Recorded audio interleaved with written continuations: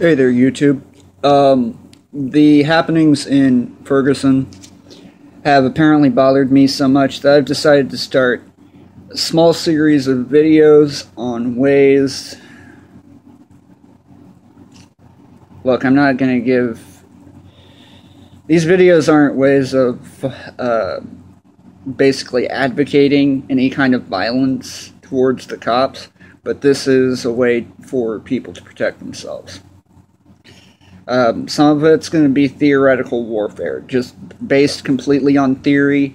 If someone decides to go and build on these theory and prove it right or wrong, go right ahead. But I'm warning you, with some of it, it might actually cost you your life. The first bit of theoretical warfare. The problem that a lot of them are facing, aside from the tear gas canisters, are rubber projectiles, rubber bullets being fired at them. And here's something I'm fairly certain a few people probably thought of by now, but if they hadn't, and if someone in Ferguson gets a hold of this information, make all the use of it as you will, because actually this one does work, but it's a little technical. Basically, I'm aware that most of the looters in Ferguson are outside sources, are not citizens of Ferguson. So, here's what I'm proposing.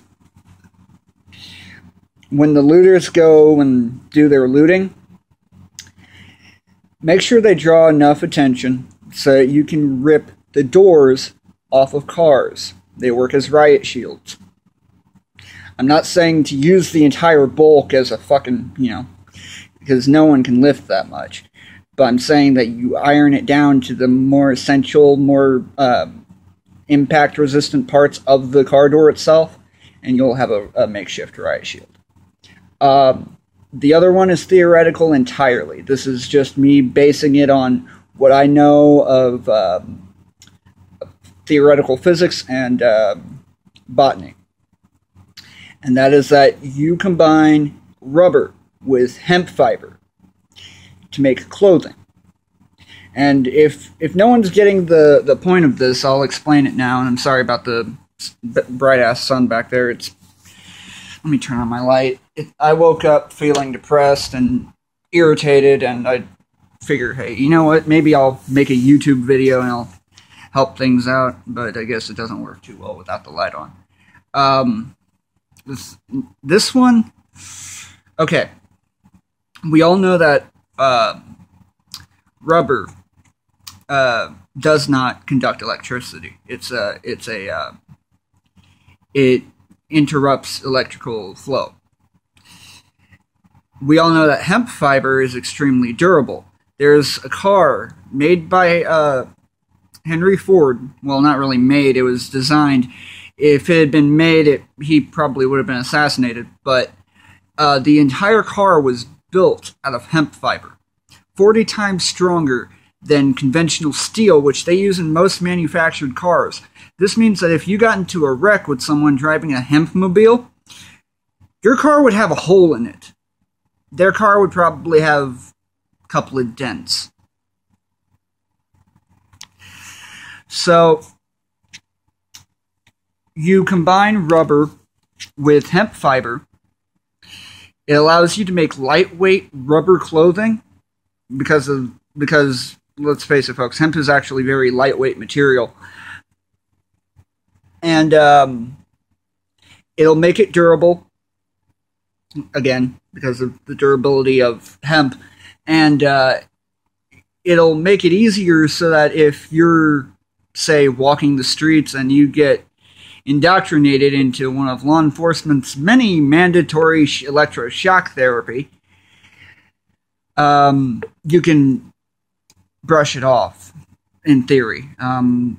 This is granted that you're pretty much wearing a bodysuit of rubber hemp. I mean, you have to wear it. If you're wearing a t-shirt, wear the t-shirt. But make sure you're not wearing a belt or anything metal on you. Make sure you got rubber pants, too, rubber hemp pants.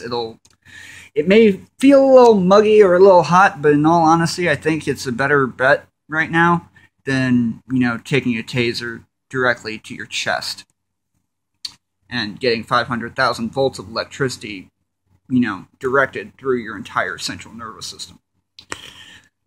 But this is just, like I said, this is theoretical warfare. These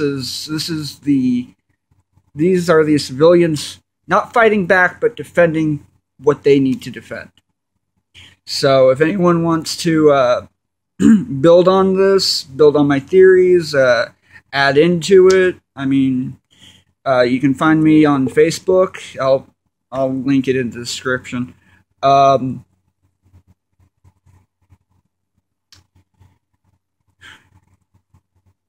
have to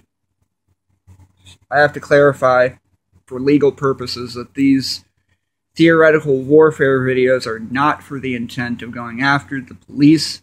They are only for the intent of protecting yourself from unconstitutional proceeds. Anywhere along the lines of cops invading your privacy, your rights, and in some cases your ability to live, because that's what's going on in Ferguson.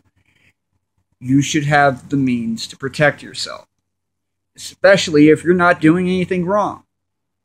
Because here's the thing, folks, this is the state that it's at.